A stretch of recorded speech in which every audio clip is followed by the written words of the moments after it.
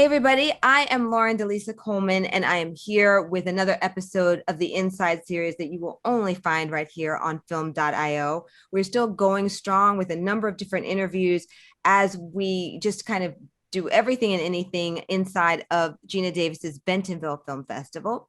And next up, I have the full-on team behind Americanish, and I cannot wait to get into really just the story and really the journey around creating this film. So I'm going to let each of you introduce yourselves. My name is Aizzah Fatima. I am one of the co-producers, writers, as well as an actor in the film. Hi, everyone. I'm Iman Zawahry. I'm the director, producer, and co-writer of the film. Hey, I'm Paul Seetachitt, and I am a producer on the film. I'm Roy Wall. I'm one of the producers of the film, and I'm amazed by Paul at this moment. That's right. Paul, we're a little bit scared for Paul right now, but we won't bust you. We will not tell whatever authorities in whatever city you're in right now. I think this might be one of the first interviews. No, it is one of the first. It is the first filmio interview that we have with somebody driving as well. So this is going to be a lot of fun as we go ahead. Mom, don't you want us to have more than this? Be something? Yes, but first you go and get married and have children. Then go be whatever you want. So Americanish is a feature film that has it's an ensemble piece with 4 American Muslim women that range in age from like a woman in her 60s to a 21-year-old college student. There is a young sort of fresh off the boat girl who's come over, and then there is a woman who is trying to climb up the corporate ladder in the business world in New York City. To add to that, it is also the first American Muslim rom-com made by diverse American Muslim women about American Muslim women. There we go. Yay! Yes, the rom-com aspect of it is really like intriguing. So I guess first of all, let's start about like with the team. How did each of you kind of come together? Because this is not your first project working together, right? Or is it? Actually, this is our first project working together, besides Paul and I, who we went to film school together. So we worked on a bunch of my shorts together. But I actually met Aizzah in New York City on a birthday trip. We were walking past Cherry Lane Theater and we saw the poster for her play, Dirty Packing Lingerie. And it was her with a green scarf. And so me and my cousins went in, we watched the film, we laughed, we cried, we hooted, we hollered. And Aizzah beautifully transformed into 6 different Muslim women on stage. And I've never seen anything like that before. And I saw myself and I was like, this is literally the most amazing thing I've ever seen in my life. And so afterwards I went up to Aizzah and I was like, hey, you want to make a movie? And she's like, let's do it. And then 8 years later, here we are. Wow, was it really 8 years? That's like incredible. I love like the stamina and the holding power that filmmakers have. It's like nothing else, right? Unless maybe you're a scientist trying to do like breakthrough research, right? We are those levels, yes. Actually, art Yes. and science, they're very similar. I feel I'm an ex-scientist, so I feel like they're very creative fields, both of them. You have to kind of be in it for the long haul. That's for sure.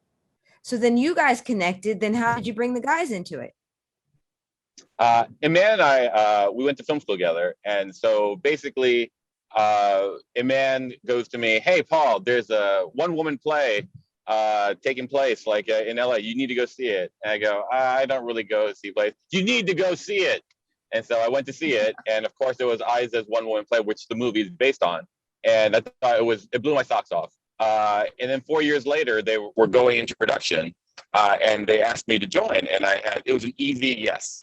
We still have your audio, Paul, but you froze in terms of video, just so you know. But anyways, I actually met Aizzah and Iman and Paul through a mutual friend. I was the last person to join from the producing team, at least the core producing team. And it was during a time that I was going through a breakup. I needed love. I needed humor. I needed all the things that all the things and more that I couldn't see at the time what the film was. And I met Iman, I met Aizzah, I met Paul. I was so inspired by it, by the vision, by the mission, by the story, both it being complex, critical, but actually told in a way that's accessible to larger masses that hopefully can go beyond many communities and I was inspired by it, and I joined, and I've been on it for 4 years, hopefully for another 4 years, because people forget actually 8 years is not too long, because we will be in distribution for hopefully till the end of our lives, at least. So a film's life goes really long. It's a long-term project, and hopefully it won't be the last of its kind. I'm just grateful to be a part of it. So tell me a little bit about I guess kind of the unfolding of this, right? Because as you said, it went from a kind of one woman performance into a complete film and story. I guess maybe what was the impetus behind it? I mean, was it more like kind of, personal experiences that kind of played out? Did you pull on different friends in the community? And how do you feel? I mean, as I was watching this, I was just thinking like, there are a lot of maybe myths that are dispelled as well as you're looking at this. I was fortunate enough to have my first year roommate in college.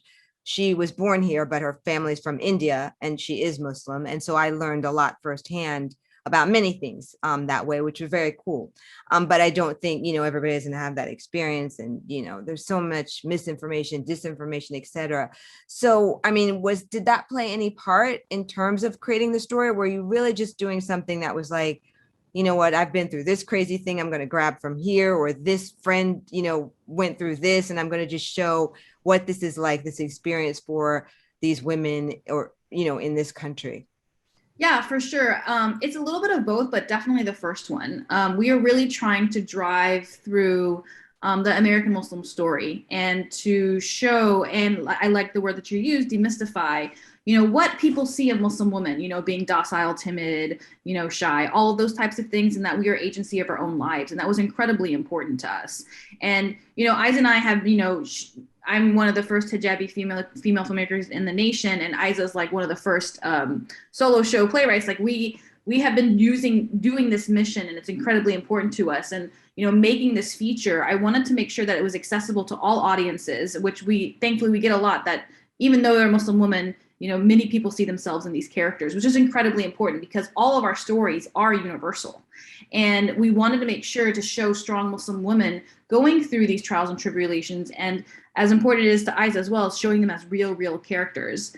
And Aizzah can speak more about the characters themselves because these are 4 characters from the play that she actually did interviews for as being real women. Okay.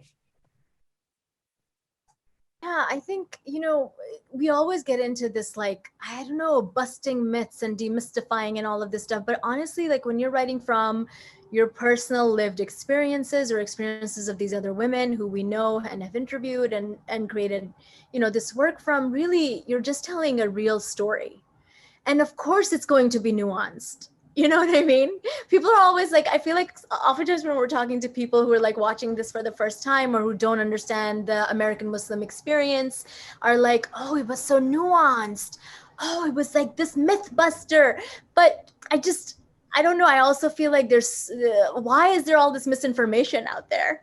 We just need many more, honestly, Muslim women telling their own stories, because we're just 2 people. We can only do so much, And I think that as like a creator, that's always been my goal historically, to be like, okay, I'm just one person. How many diverse voices can I pull together to show people like a 180 view of like what this looks like? You know what I mean? Not just like here's one kind. And so I think this is oftentimes like when I'm creating art, I like struggle with this. I want to like stuff it with a lot of different kinds of experiences of Muslim women, which is what Dirty Packy Lingerie does, which is what Americanish does also. But I think it's also just as creators giving ourselves permission to not feel the pressure of representing everyone and everything and just telling the story. I would love for us as creators, as Muslim women in America, to get to this point where we're just like, okay, I'm just going to tell this story. This is the story I want to tell, and not feel that pressure. But in the meantime, this is where we are. And yes. And of course, it's great that this feels like something that is nuanced and that feels like it is demystifying the American Muslim female. At the same time, I want us as a nation to move beyond that. because we've been screening in some festivals. I don't know if you followed the trajectory of the film. It premiered at CamFest, where world premiere. It won its audience award, and we've been traveling with it, and we've been seeing a lot of different colors, different faces, different backgrounds, and obviously I'm not a woman, and I'm not Muslim, just to be open about it, but I'm hearing a lot that a lot of Americans from different backgrounds are connecting to it in many different levels. One of them, he's a Hispanic gentleman. He really connected to it. There's a lot of similarities and differences too sometimes. So.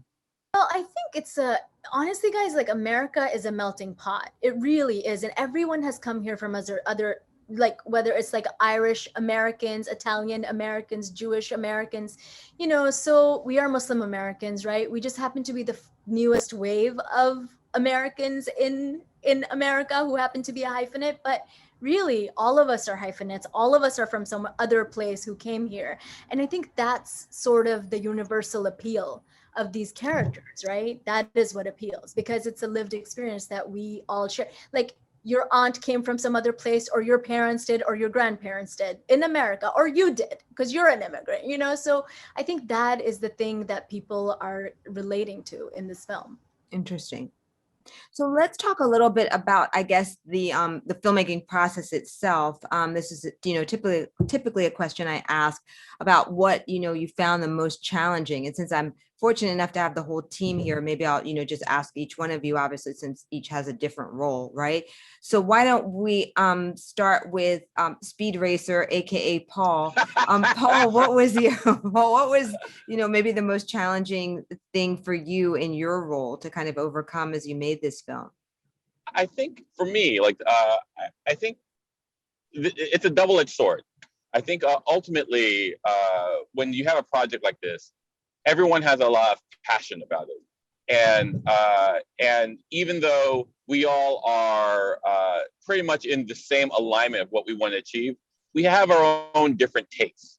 And so what happens is, during the creative process, 4 years, for example, trying to get the balance just right, everyone sees the product just slightly different, and trying to balance that with everyone's passion about it.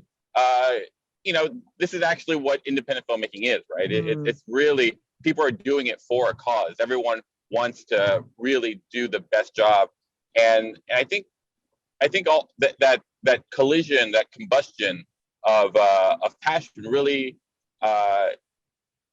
is the thing that draws me to it, and the thing that goes like, oh man, that was hard.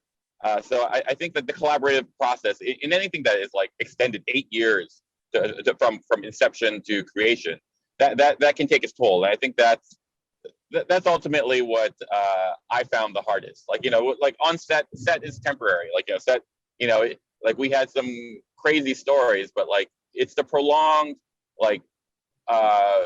just having that faith and working together. That took some. That was probably my. That's a really good and honest response, right? It must have all worked out because you're all together, although virtually, but still, hopefully all still talking. Once again, we're all artists, and we all have our perspectives, and and it's filmmaking in itself is such it shouldn't work, because it really shouldn't work, because people have their strong points of views, and it can, but by some miracle, it always works out, or maybe not always. It worked out in our case. So yeah, so thank you so much.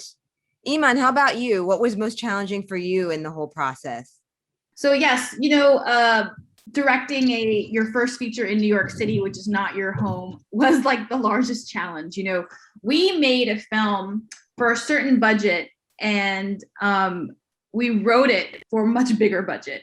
And that was a huge, huge, huge challenge for us, is trying to fit the story, and then me with trying to meld my vision into what the budget was a big, big challenge, and trying to get through.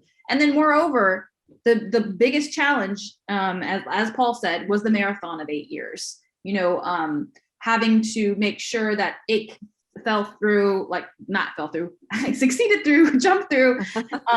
And me as a director being the post of it. So every day. Like I've watched this movie maybe 2,000 times. I'm not even joking. Like it's the way that it came through. I had to be there at all times. And, you know, I was really, really exhausted by it. And Paul and Roy were really ones that pushed us through because Aizzah and I were so tired. And I just really learned that, you know, hopefully I will never do that again. You know, we need to do that for our first feature to pull through, but 8 years of a movie is a really, really long time that we don't need to be having. So those are my biggest challenges. Well, why do you think it took 8 years? Were you raising funds as well, or as you went along, or needed additional, or were there technical scenarios that came up? Like what do you feel was like the main thing that was kind of the time draw out, if you will? Yeah, great question. So the script itself, because it was an ensemble piece and Aizzah and I were both first feature film writers, took us a really long time. It took us 4 years to write that script. Okay. So most of it was for the writing. Well, 4 of it, and then the other 5 was the rest. Yeah. So 4 of it was for the writing. And then raising the funds, you know, getting people to buy into this story and this idea of American Muslim woman telling it was very, very hard. I mean, we're proud to say at this point that 100% of our investors were Western Muslims, and we're really proud of that, but it was very hard for us to get. So after the 4 years and after the script was ready to make, you know, we had to shoot and we didn't have enough money as well. So we had to break up our shoots in order to kind of pull it through. Then, just as it was hard to write, that it was incredibly hard to edit an ensemble piece as well. So we edited then for a year, and then we shot again. Then we edited for another year, and then we applied and looked back at things, and then we edited for another year. 3 years of editing. And you know what I feel really great about is when people watch the film, they always say is like, wow, it's so well paced, it's so well thought through. It's not like an independent film in that sense. And I'm like, yeah, because we took 3 years to edit it, you know, and it shows that we did take that time. And all 4 of our voices is in that film in terms of the final edit. It's not just me as the director. So I really appreciate that about it. Hey, you guys are no joke in terms of like long haul discipline. Feature films, they're a long beast. And especially, you know, it's if you're completely independent, where there's no corporation supporting you, and you're trying to make essentially history. You know, it's a first of its kind. You're taking a challenge that's what many would consider impossible, and it requires a lot of people to believe in it, and a lot more than the 4 people that you saw here.